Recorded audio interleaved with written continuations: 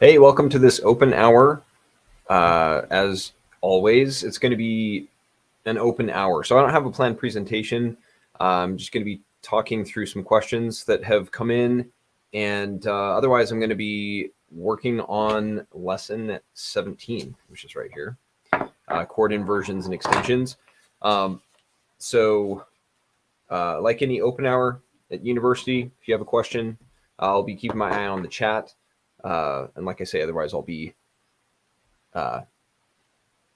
writing away. But there are a couple of questions that I wanted to speak to, so let's jump into it. And the first one is, pull it up here. And I love, James, your comment on a day closer to Xmas and Oz. Wish you the best and thanks. Yeah, it's full color, not the bland black and white world of yesteryear. So Merry Christmas to you too, and I hope that you have a good one. Let's see, Dolph, I'm sorry you couldn't miss, or that you're missing this one, but if there are any questions that are of use that come up and any answers that are of use that come up, hopefully catching up, it'll make sense. And then Jesus M asked, okay, so this is the question that I want to address here. And thank you for your support here in the community. So he said, I am beginning to branch out from cowboy chords / open chords. Is there any advice to know which chords complement others when needing to switch quickly? For example, F to F sus4 and back. That is a great question. And it's actually perfect timing, actually, because I'm literally working on, maybe you can see it here.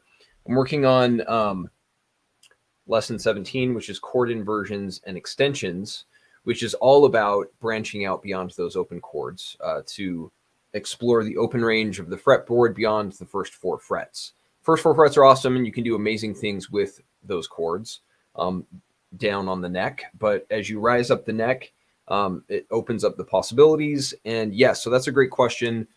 So much of it, and your question is there's multiple things in there. So I want to speak to your question on all fronts. So I'm just going to read your question again. So I'm beginning to branch out from cowboy chords / open chords. Is there advice to know which chords complement others when needing to switch quickly? So yes, there are, in fact, and because this is like exactly, it's like we're on the same wavelength because it's exactly what I'm working on in lesson 17, talking about compatible chords and ease of movement and opening up the possibilities on the fretboard. So that is, wrong screen. So lesson 17, chord inversions and extensions, is in part 5. And just as a quick update, so part 5, if you missed the previous live stream or the previous open hour, I'm currently all in, super focused. Every minute that I can squeeze into part 5, I am. And so thank you for your support, because it's making it possible to wrap up the course and get all of the content that goes with part 5 out there. Part 5 itself, improvisation, lessons 16 through 20, could be their own course on its own, because it's a lot. In fact, lesson 17 is so full. There are multiple times the number of illustrations in lesson 17 alone than I typically include.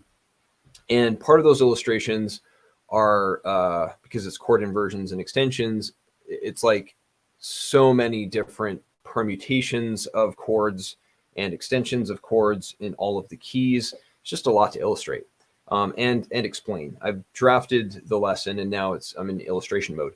And there's going to be a behind the scenes on the lesson writing process coming up. That's a lot of backstory to your question, which is how to know what chords to work with. So in some videos here, and I'm definitely going to be expounding on this with posts on caged chords, is a mnemonic. Caged really just comes from, and this is from lesson 17, so just a little sneak peek on one of the illustrations here is caged is just an acronym. It's not really an acronym, it's a mnemonic to remember the shapes of different chords that are based on the open major chords at the top of the neck. So what that means is C includes notes in this open range, meaning in the first few frets. And it means that there are open, you don't press notes on those strings to play a C chord, an open C. The open A major chord, it's one thing to see them, it's another thing to hear them. So, and the numbers here on the diagram are just representing your fingers, right? So 0 means that it's open. There's no string pressed.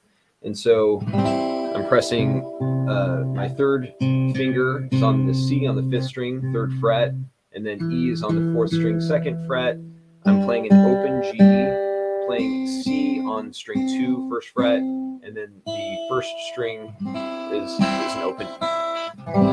So that's a C major chord, and that's the C shape because it includes those 2 open strings of G and E.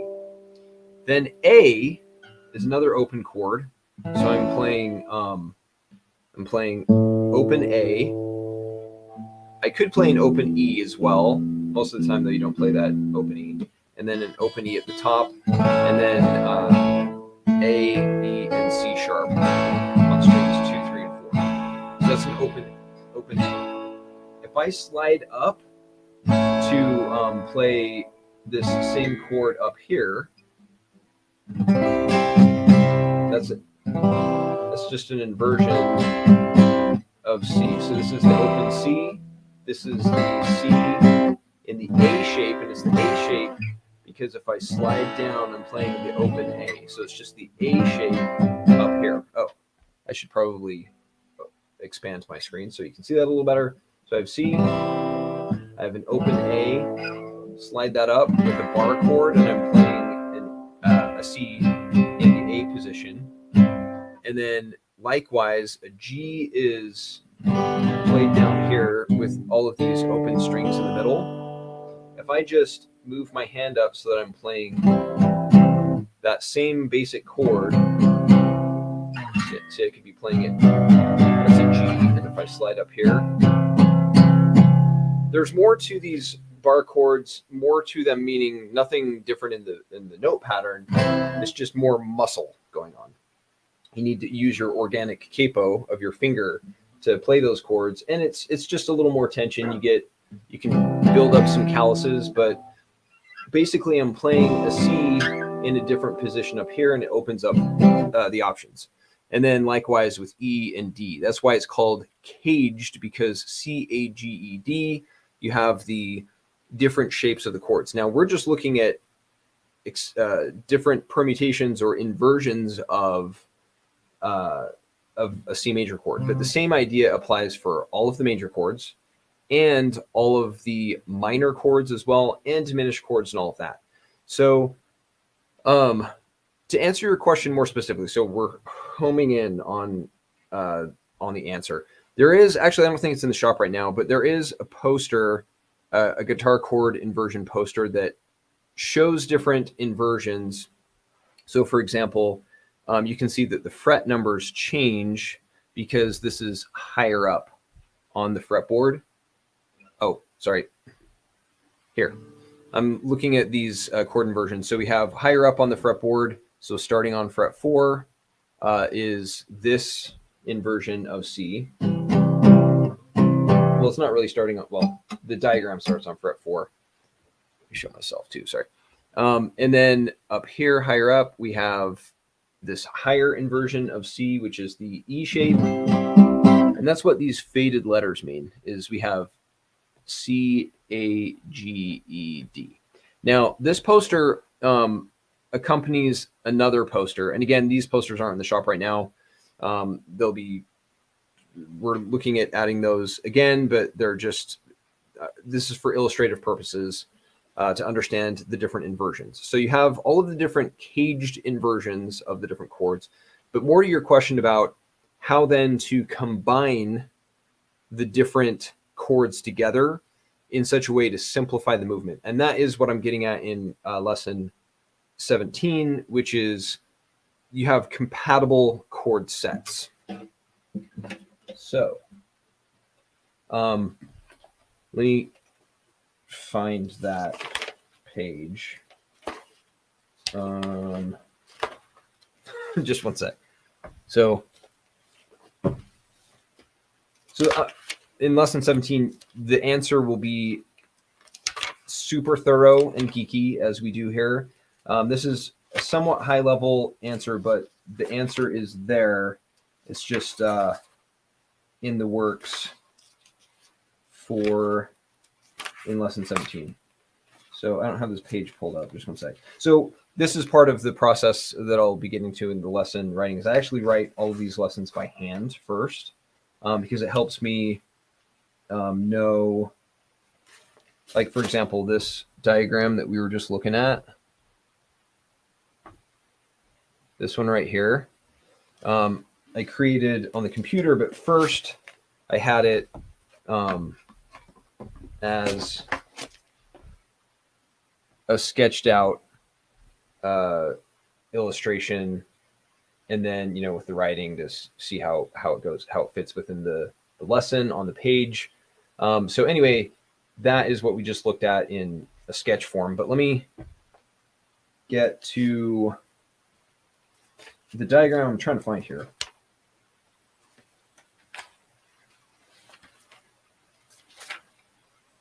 Which is, okay, right here.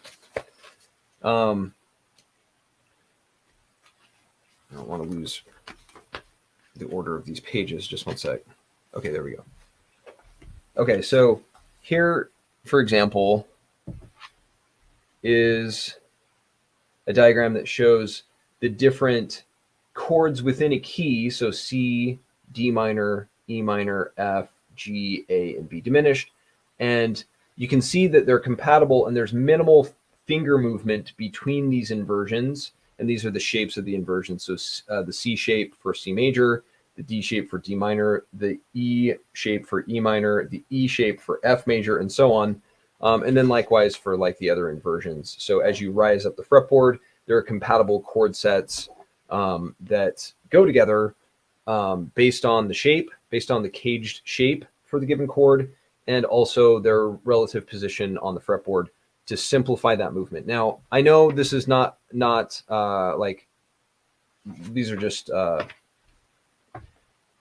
rough draft diagrams to illustrate this, but so the answer is it has to do with caged chords, and also how those caged chords are built or constructed on a shared key or scale.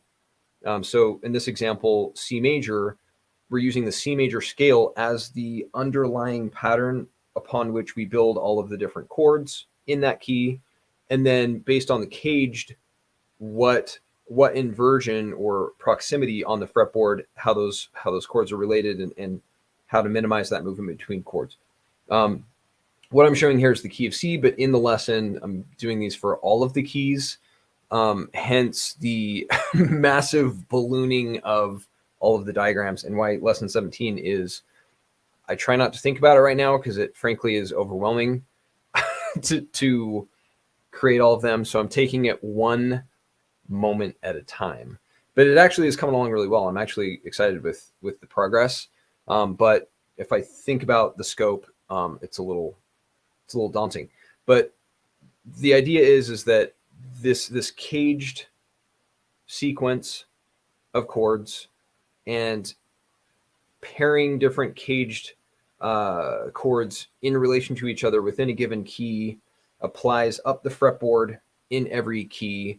And that's just one half of lesson 17. Lesson 17 is chord inversions and extensions.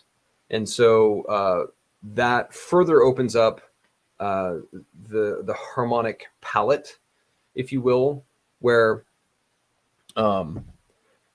you have inversions, which are just variations on the same basic chords, the same basic triads. And And then you have extensions, which are actually extending or building more harmonically complex chords. And then you have inversions of extensions. And so it's like, I literally just felt my heart palpitate because I'm like, damn, I'm going to have to like illustrate all these diagrams, and I actually have illustrated quite a few already, but I have to do them for all keys and make them clean and fit on the page. And there's a lot to it. That's beyond what you're asking. So I don't mean to go into the technical aspects of illustrating this, but there is going to be more of an answer, that way more of an answer on this than I'm giving right here, because I'm still fleshing out the presentation on it so that it's super clear. Hopefully that kind of answers your question, and thank you for your support.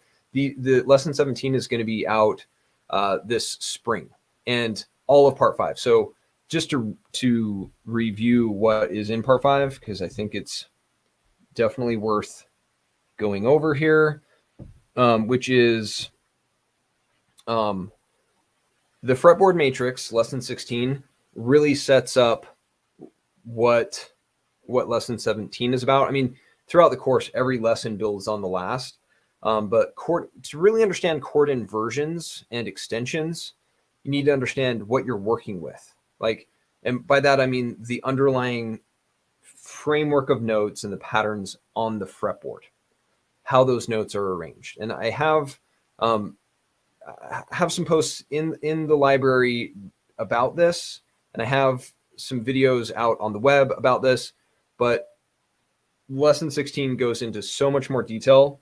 about it, and really lays a really solid foundation for lesson 17, which is chord inversions.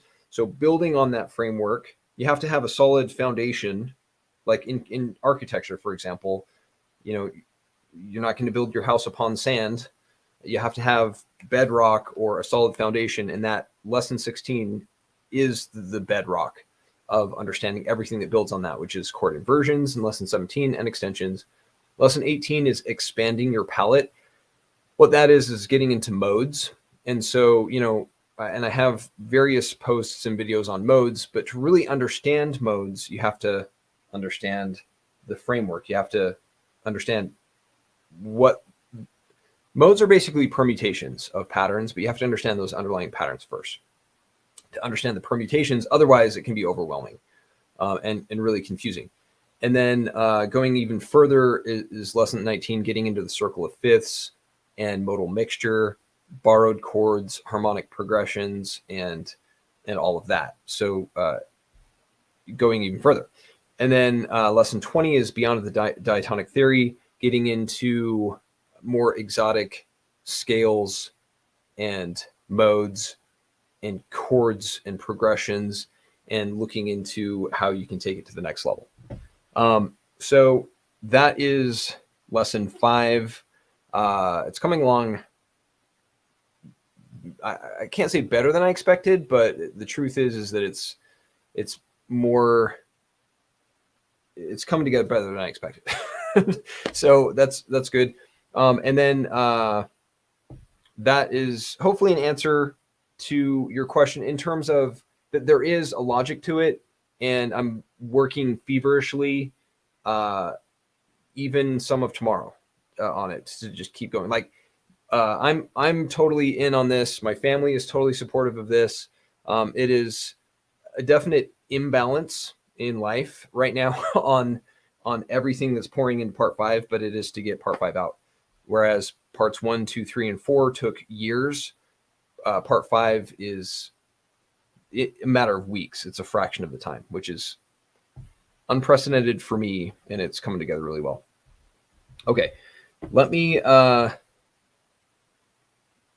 just make sure I'm not missing any question here. Okay.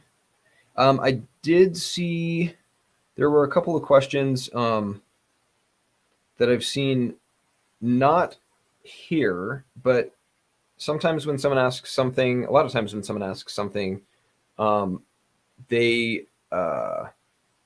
it's a question that others have. So I want to speak to that. Hey, Tanji, I just saw your comment here.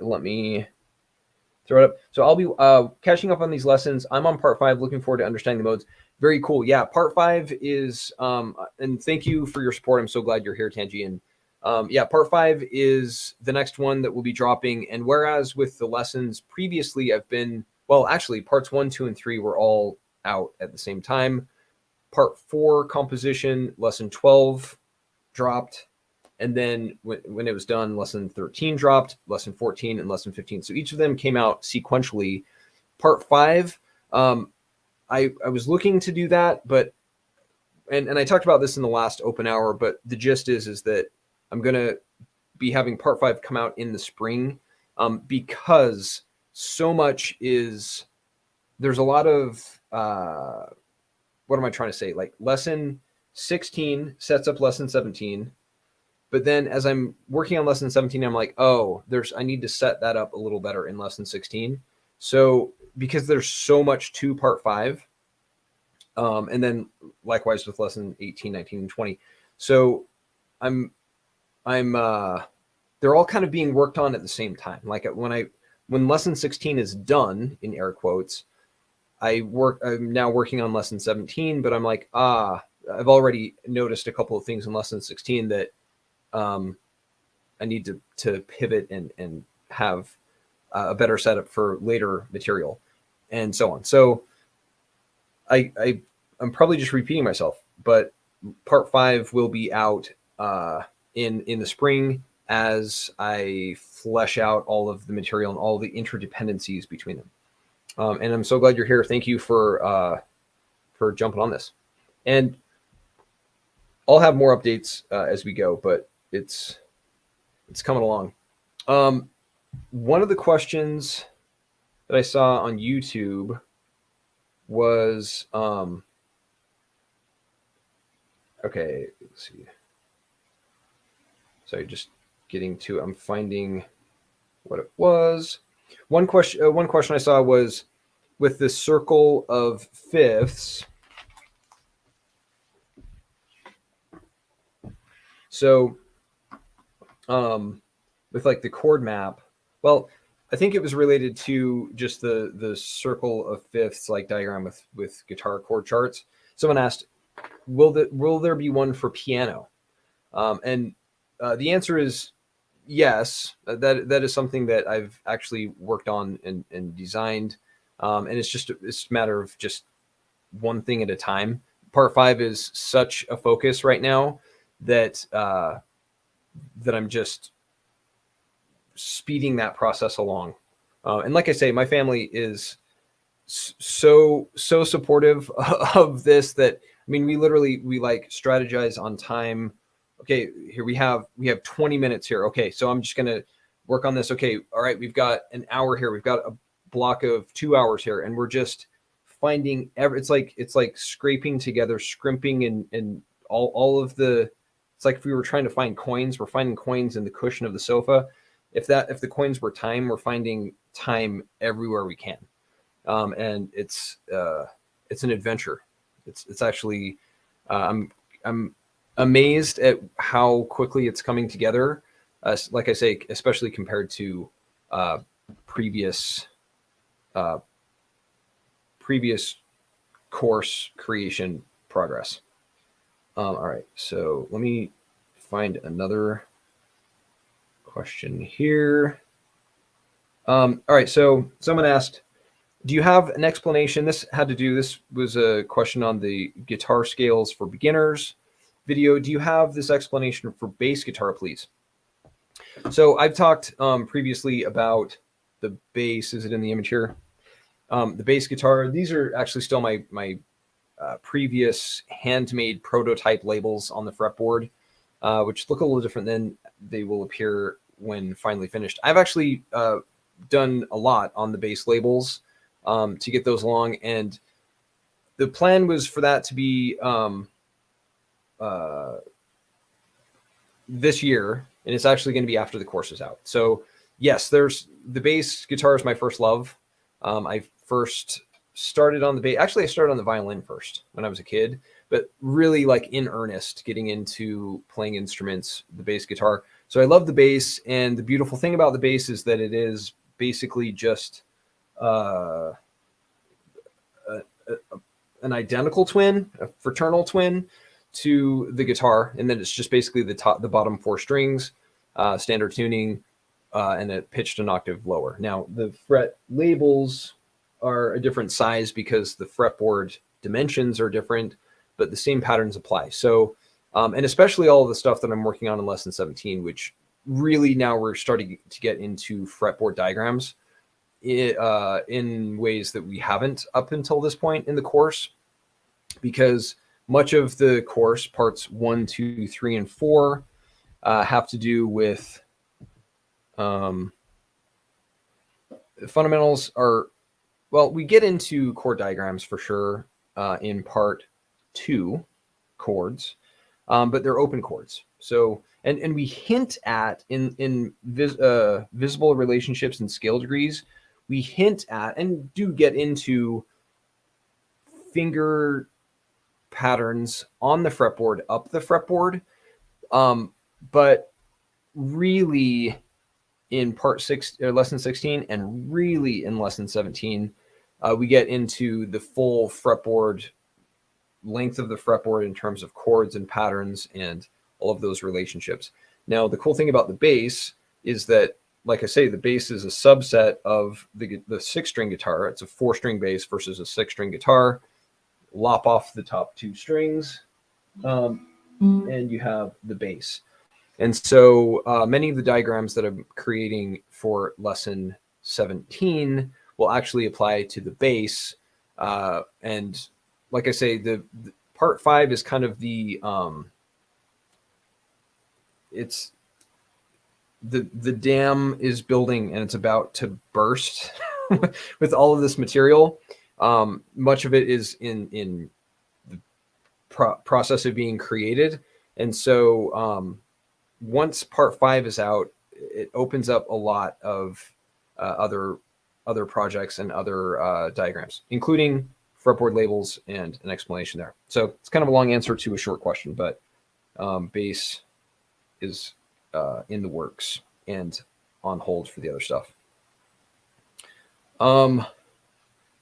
That's funny. I just saw a comment on the guitar scales for beginners. Someone said this is not for beginners. I've actually in 2 exclamation points. No, 3 exclamation points, which is, I've seen that comment on that video, and people will say this is not for beginners. And I understand, especially if, you're used to tablature, black and white finger diagrams, all of that stuff.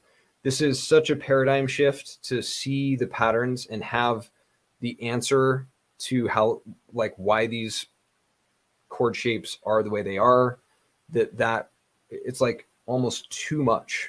You know what I mean? Like, it's like too much information all at once, or it can seem that way, especially when people are used to just, groping in the dark and just crawling along, trying to find their way, like to suddenly open up your eyes and then to see all of these patterns all at once is like, what is even going on? So, that said, to say it's not for beginners, well, if the paradigm is that beginners need to have the information spoon-fed to them in such small doses that they can't even taste it because it's not even fulfilling or like scratching the itch, to mix metaphors, then yeah, it seems like that would be a lot. It's just a lot compared to what people are used to. To know that chords are based on the underlying scales, and to be able to just move it at a light speed compared to what the typical progress is, if you're calibrated to moving at 2 miles an hour, going even 15 miles an hour. I mean, when the Tin Lizzy first came out, the Model T, people were like, this is crazy. I'm traveling at 20 miles an hour, or whatever the speed was. It felt dangerous and even ill-advised. So let alone to be able to go faster than that would be mind-blowing.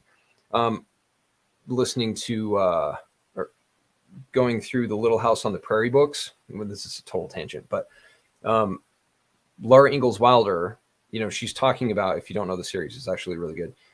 She talks about, growing up in the woods in the US back in the day, and how her father would like skin the animals that he shot and made his own jerky.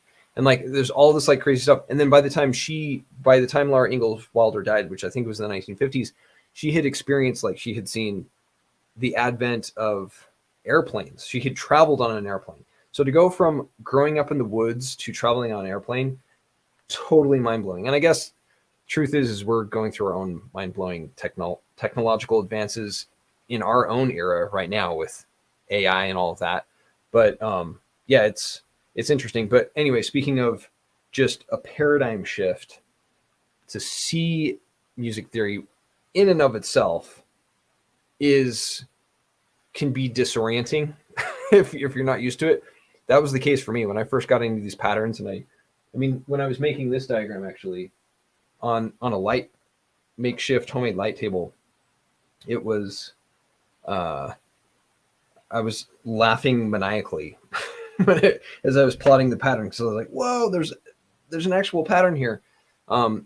So to have that plus animations of how the diagrams move and stuff might be a little kind of crazy. So Virtuous Heretic, Laura Ingalls Wilder. So in 1957. Okay, so 1867 to 1957. What a perfect window of mind-blowing experience. Like that. So she was like right after the Civil War in the U.S. to the Korean War, if you were to have wars be the bookends of that. That's crazy. Yeah, 1957. So I actually recommend those books. They're really well done. I'm enjoying them. It's good to have eclectic inputs and just be soaking in all sorts of influences. I now I'm just riffing. This isn't a question, but I remember hearing, who was it? Well, just all my favorite musicians. They refer to, like, it'll be interesting to hear someone who I really like, whenever they mention what their musical influences are, I'm like, whoa, that's a really eclectic influence. Like Paul McCartney talking about, listening to Brazilian music, or, Chris Martin. It's been a while since I've heard some Coldplay, but like, just talking about PJ Harvey, and just, I'm like, oh, that's really interesting. Like, they're listening to such an eclectic blend that makes its way into their own songs. I think it's a really good idea to widen the palette. And I've widened my palette, my musical influence palette somewhat, but I definitely could go wider. If you haven't heard Chris Ballou, he's actually really good. I've been listening to his stuff a bit lately. There's a song called Polyphonic, which I've listened to about 60 million times. It's really good. He's got some good stuff. Okay, so without more questions, I'm going to just work on lesson 17, and I'll keep my eye up. Oh yeah, so Tanji, yeah, curiosity definitely feeds inspiration, and if you haven't read, who did it? It was I think it was Michael Gelb, who wrote a biography, or like kind of like an analysis of Da Vinci's influences, or his philosophy and his approach to things. It was like seven kind of things that Da Vinci brought to his art and science.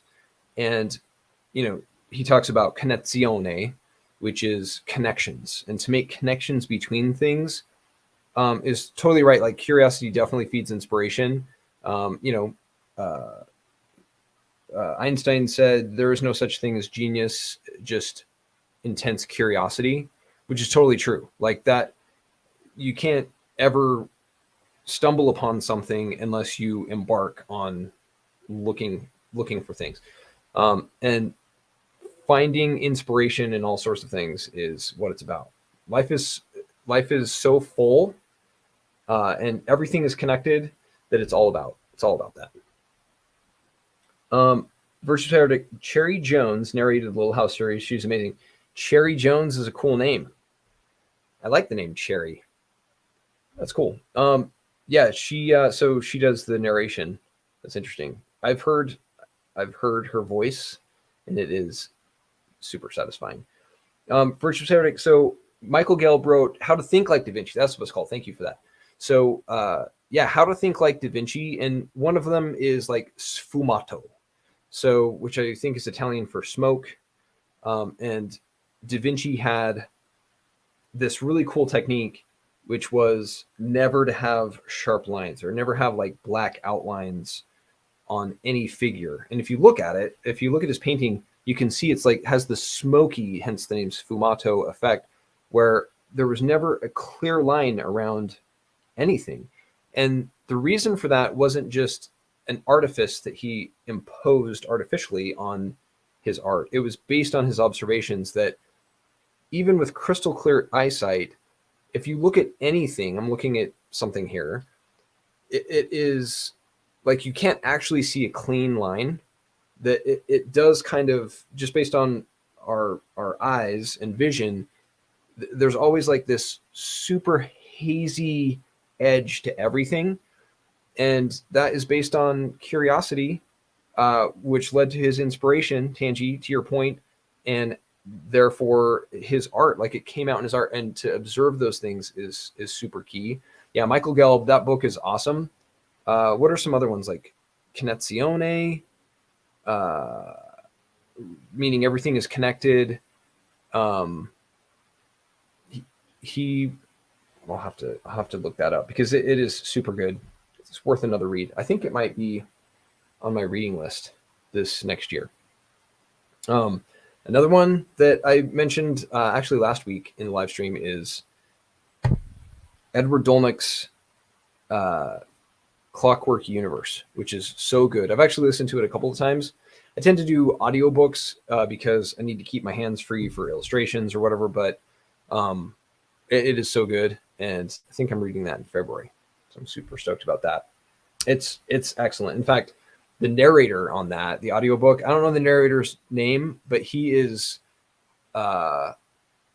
with any good narrator and an audiobook, the first time you hear their voice, you're like, for me anyway, I'm like, I don't know about this. I don't know about this guy or this lady.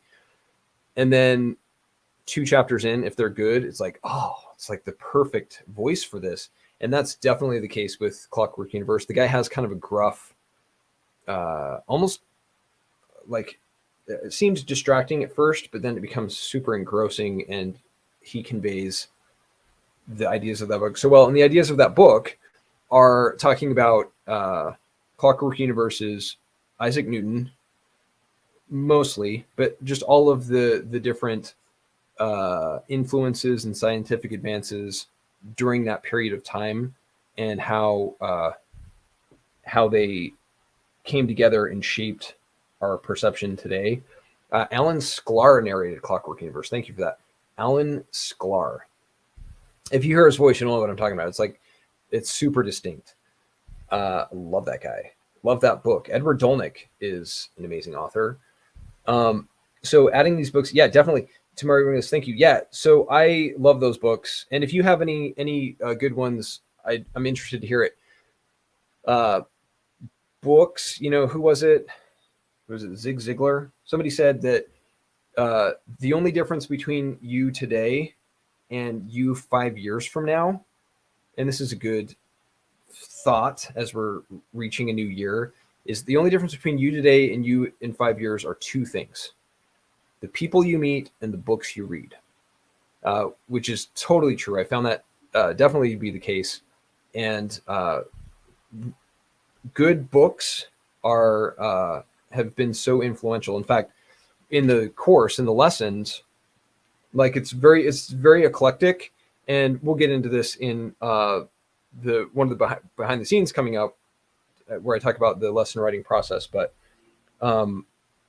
eclectic influences for sure, and a lot of them come from different books, where it's like, oh, that's, that idea totally relates to modes. Like, that's a good way to to explain something about modes, or oh, that has to do with the space, the relationships between notes, the space between notes. And so, you have a quote from Debussy, or you have Galileo shows up in lesson 16, or you have all of these different influences, and much of it comes from books. Love it. Yeah. So 2024 is going to be awesome. I'm excited for it. And lots of music will be filling the air. Notes wafting through the air. I don't know if notes can waft, but if they could, they're going to be doing it in 2024. All right, so I'm going to keep my eyes on the chat, and then just going to be otherwise jotting down notes. But first and foremost, my point is to chat. So I just don't want to speak to something that people aren't interested in, which I may have not been doing that this whole time. But I'm going to work on lesson 17. And like I say, I'm going to be looking up. And if we want to talk about anything, I'm all for it. Music theory.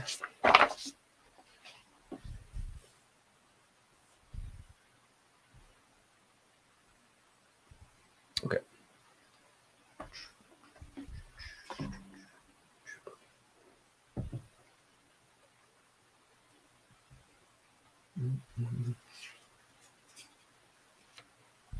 Tangi, that's a good question.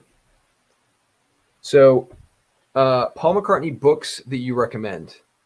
Have you read Many Years From Now? It's a biography by Barry Miles. Barry Miles was like Paul McCartney's friend / like acquaintance. I think they were like friends in the 1960s.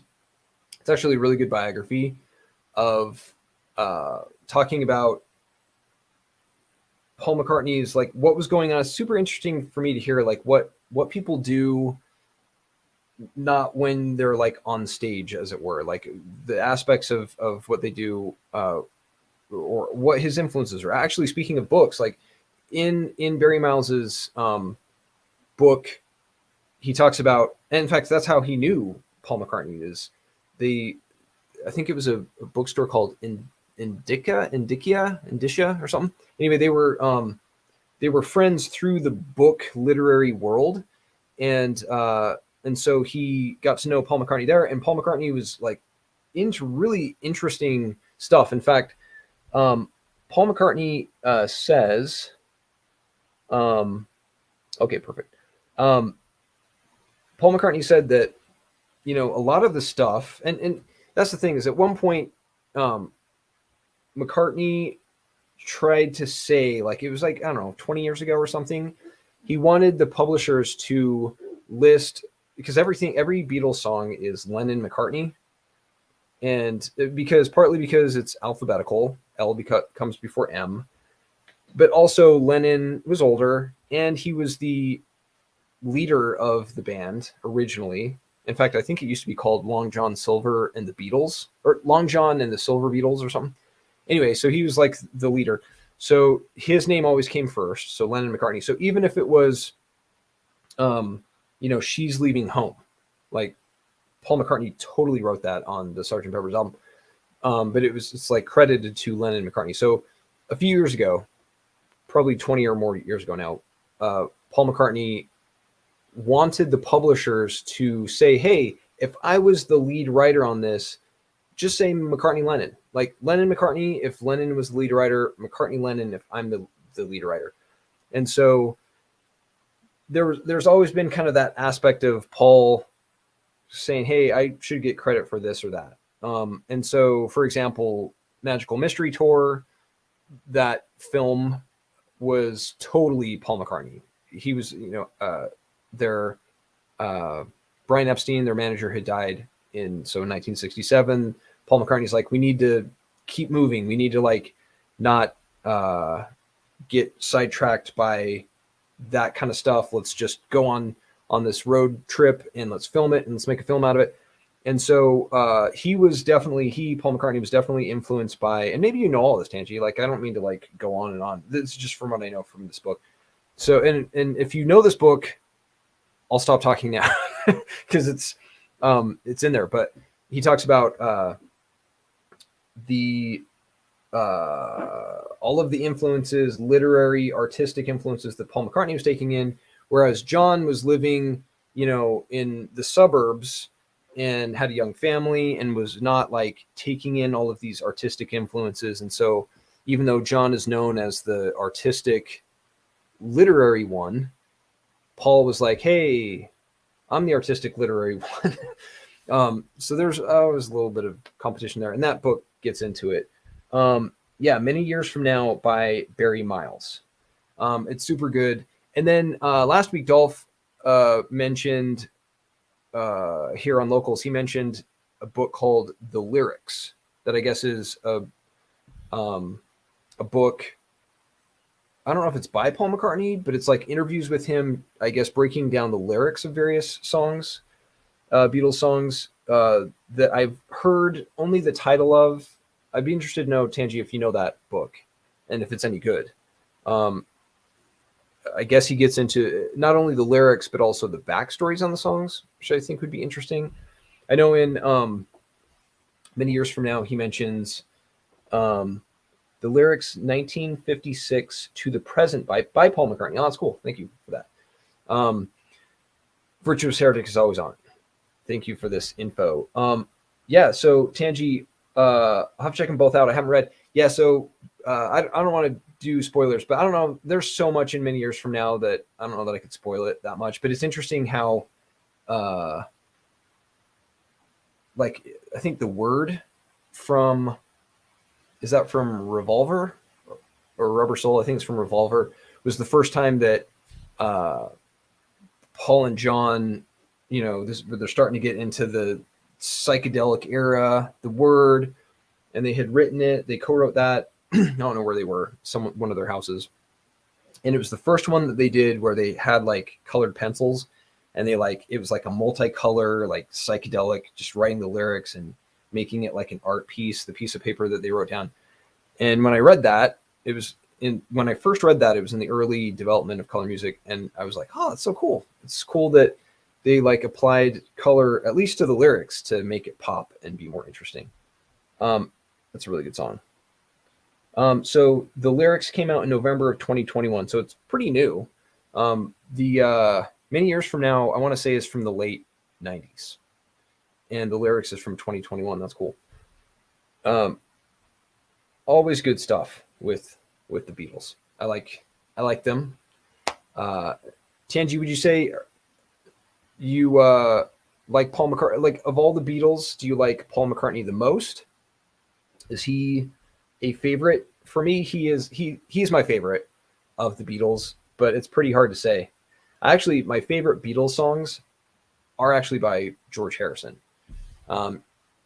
Even though some of my favorites, most of my favorites by Paul and John, the best ones, I don't know. It seems like George Harrison just he even had an album called Dark Horse. Maybe that's what the reference is, because he like snuck up from behind and like passed him. I wonder if that's what that album is a reference to. The name of the George Harrison album, Dark Horse.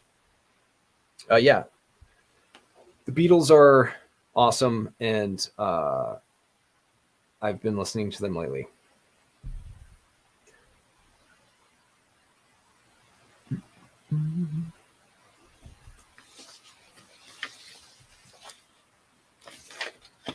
So with lesson 17, I'm jotting down questions. So like in part 4, the quizzes and exercises kind of became quizzes because it's more of a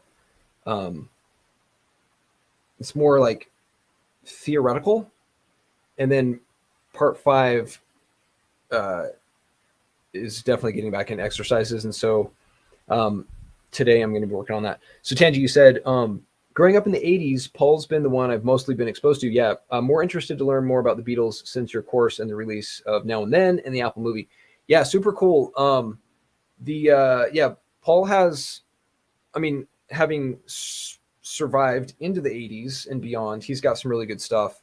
Um, so he's got like his solo works are expansive. I was trying to like listen to those on Spotify in the last couple of weeks, and it's just like it just goes on and on and on. I say trying to listen to. I was listening to it, but I was like trying to like cherry pick, and it's so many cherries to pick through. It's like an orchard of cherries, which makes me think of the album cover to McCartney, which is really good. Did you know that the album cover to McCartney, if you can picture it, is a bowl, an empty bowl with a bunch of cherries that are out on the board, if you can picture it. And let me see if I can pull it up, actually. We can use technology here. Let me find it. Just one second.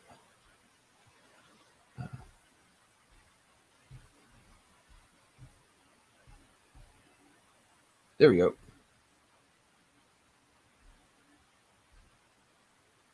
Pull this up here.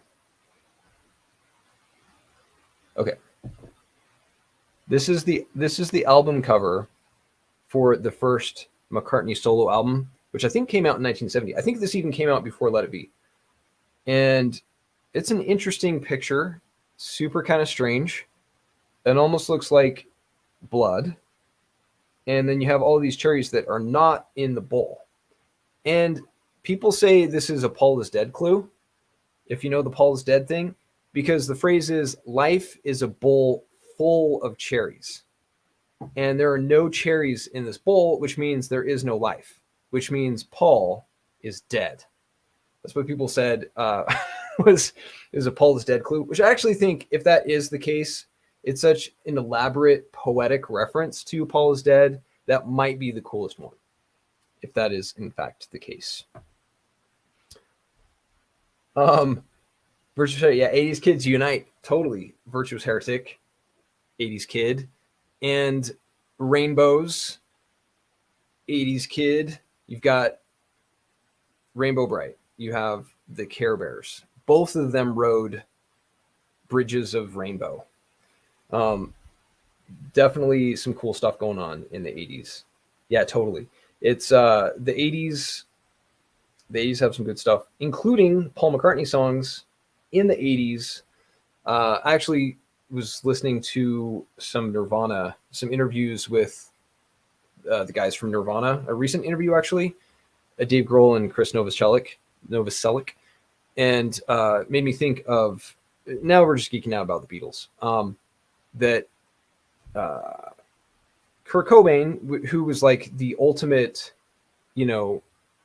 like cool guy, had rough edge, was a lot of songs in minor keys, said he loved the Beatles and loved John Lennon. He said that listening to Paul McCartney embarrassed him, that it was embarrassing for him to listen to Paul McCartney,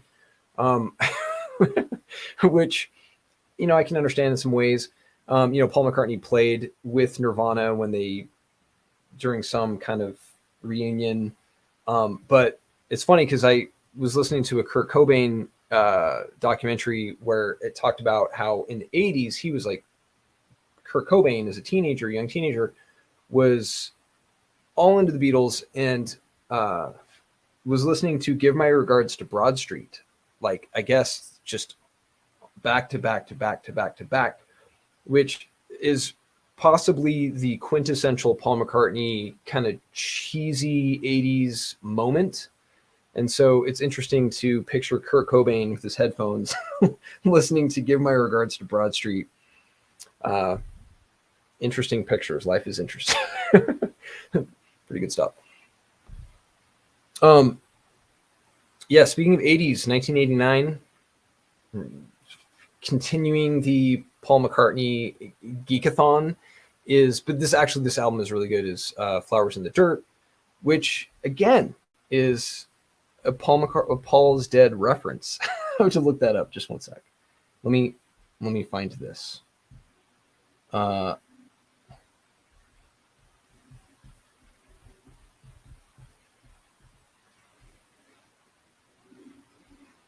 so Paul McCartney collaborated with Elvis Costello on this album, and there is a song.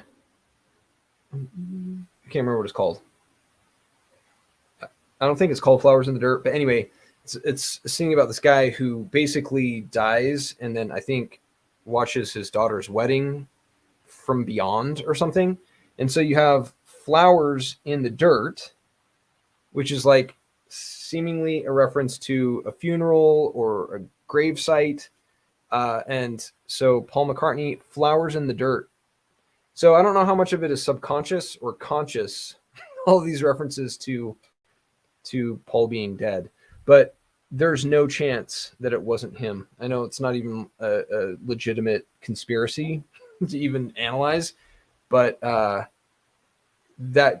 if Paul McCartney is a fill-in, if Paul is truly dead and he died in 1966 or whatever, that is the most fortuitous and talented fill-in ever. He's getting pretty old too, so hopefully he stays with us for a while. He's got some good stuff going on. Certainly an influence on songwriting and how I even got into this in the first place. Tenji said, so wow, so many things to learn about Paul. I just bought The Storyteller by Dave Grohl. We'll start reading this weekend. Cool. I actually don't know The Storyteller. I know Dave Grohl. Love Dave Grohl. That's really interesting. So I'll have to look that up. Like, is it talking about like storyteller in the form of songwriting? Dave Grohl is super talented. There's definite Paul McCartney, Dave Grohl connection there. I think Paul McCartney introduced Nirvana, or no, maybe the Foo Fighters to their Hall of Fame. He like inducted them or something, or introduced them. Paul totally made it about himself, though. It was kind of painful to watch. There was some definite narcissism going on there, but introducing Dave Grohl. If you know Dave Grohl, then Tanji, you know. Have you seen the video of him? I can't remember where he was, but when he broke his foot, like fell off the stage when the Foo Fighters were performing, and got back on stage and finished the show like seated with his leg up.